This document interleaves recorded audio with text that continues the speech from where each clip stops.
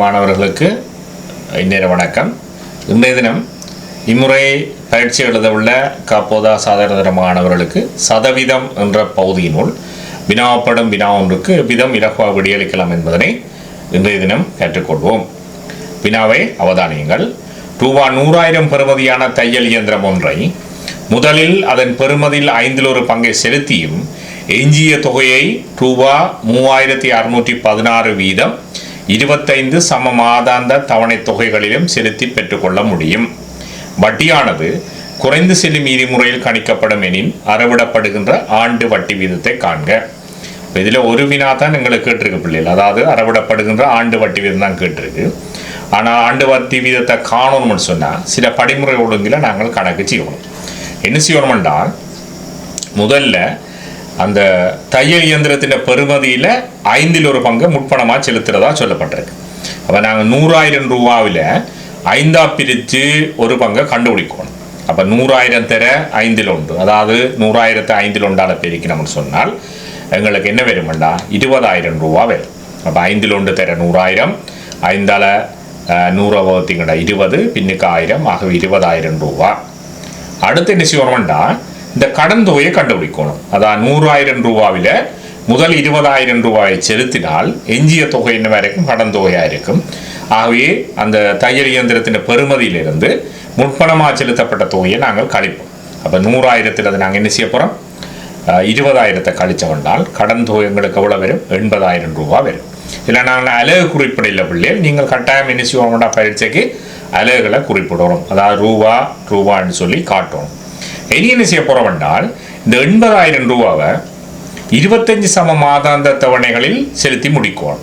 இந்த 80,000 மட்டும் செலுத்துறையில் இதுக்கு குறிப்பிட்ட வட்டி வீதம் அறவிட வீதம், அந்த அறவிடப்படுகின்ற ஆண்டு வட்டி வீதம் தான் இந்த வினாவா கேட்டிருக்கிறோம். அப்போ நாங்கள் என்ன செய்வோம்டா, வட்டியின்றி ஒரு மாதம் செலுத்துகிற தொகையை காணும். இப்போ வட்டியின்றி ஒரு மாதம் செலுத்துகிற கடன் தொகையை காணணும்டா இந்த 80,000 ரூபாய் என்ன செய்வோம்டா நாங்கள் 25ஆல் வகுக்கணும். அப்போ 80,000 நாங்கள் 25ஆல் வகுத்தால் எவ்வளோ வருமாண்டாங்களே பிள்ளை, 3,200 ரூபா வரும். அதாவது 100க்குள்ள 25 4 முறை, 800க்கு என்ன வரும் 32 முறை, 80,000 சொன்னபடியா 3,200 ரூபாயாக இருக்கு. அதாவது வட்டியின்றி ஒரு மாதம் செலுத்துகிற கடன் தொகை விட 3,200 ரூபா. அடுத்து என்ன சொல்லியிருக்கனால், இந்த 3,616 வீதம் 25 சம மாதாந்த தவணையில் செலுத்தி இந்த கடனை முடிக்கலாம் என்று சொல்லியிருக்கு. அப்போ இதில் 3,200க்கும் இந்த 3,616க்கும் இடையில் உள்ள வித்தியாசத்தின் 25 மாத தொகை தான் என்ன வரைக்கும் மொத்த வட்டியாக இருக்கும். அதே நேரத்தில் நாங்கள் 25 சம மாதாந்த தவணை தொகையில் செலுத்துறேன்னு சொன்னால் என்ன செய்யணும்னா மாத இலகல் எண்ணிக்கையும் காணும். அப்போ நாங்கள் முதல்ல என்ன செய்ய போகிறோம்னா மாத இலகல் எண்ணிக்கை காணுவோம். மாத இலகல் எண்ணிக்கை எப்படி காணுறேன்னு சொன்னால் 25 மாதம் என்றால் 25 நாங்கள் என்ன செய்ய போகிறோம், 26ஆல் பெருக்கி 2ஆல் வகுக்கணும். இப்போ 26 நாங்கள் 2ஆல் வகுத்தோம்னா 13 முறை, 13 25ஆல் பெருக்கணும் என்றால் 325 மாத இலகலாக இருக்கும். இப்போ 325 மாத இலகலை என்ன செய்யணும், இந்த தொகையை கட்டி முடிக்கணும். இனி என்ன செய்ய போகிறோம் என்றால் மொத்த வட்டியை காணுவோம். மொத்த வட்டி காணணும்னா என்ன செய்வோம்டா பிள்ளைகள், இந்த வட்டியின்றி செலுத்துகிற தொகை இருக்குல்ல 3,200, இப்போ வட்டியோடு செலுத்துகிற தொகை எங்களுக்கு தரப்பட்டிருக்கு. 3,616 வீதம் 25 சம மாத தவணைகளில் செலுத்துகிறா சொல்லப்பட்டது. அந்த 3,616க்கும் 3,200க்கும் இடையில் உள்ள வித்தியாசத்தின் 25 மாத தொகை தான் என்ன வரைக்கும் எங்களுக்கு மொத்த வட்டியாக இருக்கும். அப்போ 3,616 3,200 கழிச்சுங்கண்டால் 416 ரூபா. இந்த 416 என்ன செய்ய போறீங்கன்றால் 25ஆல் பெருக்கணும். அப்போ 416 25ஆல் பெருக்கினீங்கன்றால் எங்களுக்கு மொத்த வட்டி எவ்வளோ வர போகுதுன்றால் 10,400 ரூபா வரும். எவ்வளோ வரப்போகுது, 10,400. என்னென்னு செய்கிறாங்க, இந்த 3,616 3,200 கழிக்கிறோம். அதாவது வட்டியோட தவணை ஒன்று செலுத்துகிற தொகையிலிருந்து வட்டியின்றி ஒரு மாதத்தில் செலுத்துகிற தொகையை கழித்து வார தொகை என்ன செய்ய போகிறோம் 25ஆல் பெருக்கினோம்னா எங்களுக்கு மொத்த வட்டி வரும். இந்த மொத்த வட்டி எப்படி வந்திருக்கும்னு சொன்னால் மாத இலை ஒன்றுக்கான வட்டியை என்ன செய்ய போகிறோம், மாத இலைகள் எண்ணிக்கையால் பெருக்கினால் மொத்த வட்டி வரும். அப்போ நாங்கள் வட்டியின்றி ஒரு மாதம் செலுத்துகிற கடன் தொகை தர 100ன் மேல் வட்டி வீதம் தர 12 தர மாத இலைகள் எண்ணிக்கை தான் என்ன வரப்போது மொத்த வட்டி வரும்.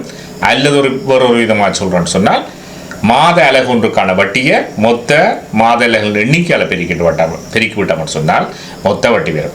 மாத அலகுகள் எண்ணிக்கையை மாத அலகு ஒன்றின் வட்டியால் பெருக்கணும்னு சொன்னால் மொத்த வட்டி வரும். இப்போ நாங்கள் மொத்த வட்டி கண்டிருக்கிறோம், மாத இலைகள் எண்ணிக்கையும் கண்டிருக்கிறோம், மொத்த மாத இலைகள் எண்ணிக்கையும் கண்டிருக்கிறோம்.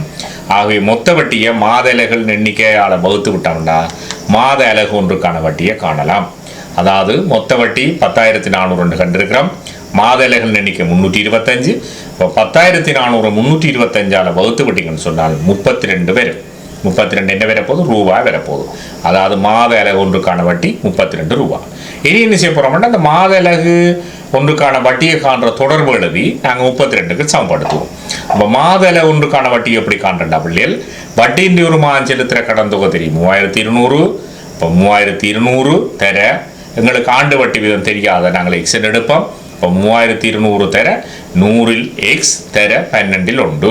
அந்த எக்ஸ்ன்றது என்ன? ஆண்டு வட்டி வீதம். ஆகவே மாத அலகு ஒன்றுக்கான வட்டி, அதாவது மாத வட்டி காணணும் என்ன செய்வோம்? நாங்கள் 12ஆல் வகுக்கணும். அப்போ நாங்கள் என்ன செய்ய போகிறோம் என்றால் 3200 தர 100ல் எக்ஸ் தர 12ல் 1 சமன் 32 எழுதுகிறோம். என்ன செய்ய போகிறோம்? ஆண்டு வட்டி வீதம் எக்ஸ்ன்னு எடுத்திருக்கிறோம்.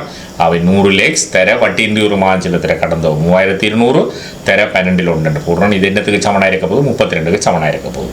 இனி 3200 நாங்கள் 100ஆல் வகுத்தோம்னால் 32. இப்போ என்ன வர போகுது? 32 எக்ஸ், அதாவது 12ல் 32 எக்ஸ் சமன் 32. நீ தொகுதியில் இருக்கிற என்ன 32ஆல் வகுத்துக்கின்ற ஒரு முறை. இனி என்ன செய்ய போகிறோம்? குறுக்கால பெருக்கணும். எக்ஸால் 1 பெருக்கணுக்கு எக்ஸ், 12ஆல் 1 பெருக்க 12.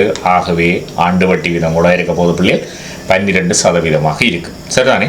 அவன் திரும்ப முறைக்க சொல்கிறேன்.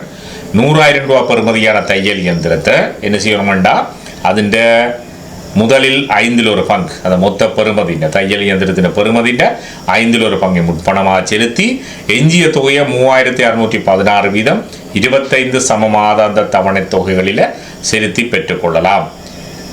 தொடர்ந்து என்ன சொல்லினோம் என்றால் இங்கு வட்டியானது குறைந்த சிறு மீதி முறையில் கணிக்கப்படுறதா சொல்லப்படுது. இப்போ 100,000 நாங்கள் 5ல் ஒரு பங்கு பார்க்குறோம் 20,000. 20,000 என்ன செய்ய போகிறோம்? 100,000 கழிக்கிறோம். அவை 80,000 ரூபா கடன் தொகையாக இருக்க போது இந்த 80,000 25 மாதத்தில் செலுத்தணும். ஆகவே வட்டியின்றி ஒரு மாதம் செலுத்துகிற தொகையை காண்றோம். 80,000 25ஆல் வகுத்திக்கிட்டால் 3,200 ரூபா. அடுத்து என்ன செய்ய போகிறோம்னா மாத இலைகள் எண்ணிக்கையை காண்றோம். என்ன செய்ய போகிறோம்? 25 மாதத்தில் செலுத்துகிறேன்னு சொன்னால் 25 26ஆல் பெருக்கி 2ஆல் வகுக்கிறோம். ஆகவே மாத இலைகள் எண்ணிக்கை 325 வருது. அடுத்து என்ன காண போகிறோம்னா மொத்த வட்டி காணணும். மொத்த வட்டி எப்படி காண்றோம்? 3,616 வீதம் வட்டியோடு சேர்த்து ஒவ்வொரு தவணையில் செலுத்துகிற தொகையிலிருந்து வட்டியின்றி செலுத்துகிற 3,200 கழிச்சோம்னா இடைப்பட்ட வித்தியாசம் தான் வட்டி தொகை. அது இத்தனை மாதத்தை கட்ட போகிறோம்னா 25 மாதம். ஆகவே 25ஆல் பெருக்கணும்னா மொத்த வட்டி எங்களுக்கு வரும். மொத்த வட்டி எவ்வளோ வருது? 10,400 என்ன செய்ய போகிறோம்னா 325ஆல் வகுக்க போகிறோம். 325ஆல் வகுத்தோம்னா மாத இலை ஒன்றுக்கான வட்டி எங்களுக்கு எவ்வளோ வரப்போகுது பிள்ளைகள்? 32 ரூபா வரப்போகுது. இனி என்ன செய்ய போகிறோம்னா அந்த மாத இலை ஒன்றுக்கான வட்டியை மாத இலை ஒன்றுக்கான வட்டி கணிக்கிற தொடர்புக்கு சமப்படுத்த போகிறோம்.